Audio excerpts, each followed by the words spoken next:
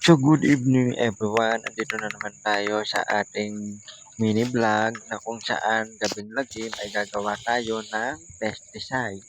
So, guys, hindi tayo gagamit ng synthetic na pang-spray para sa ating talungan dahil para less gastos na rin is organic pesticide. Ito naman ang organic pesticide is mabisa naman ito dahil napag-aralan naman namin ito last first year namin. So, na-try ulit natin i-apply kung magiging epektibo ba ito para panlaban sa insekto na kailanganin natin sa ating talungan. So guys, ang gagawin natin ngayon is yung sampalok-sampalukan. Ginabi na tayo dahil maghapon tayo sa ating garden.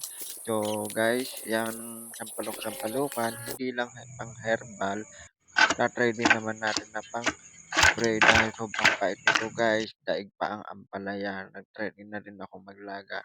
So hanggang dito na lang. Thank you.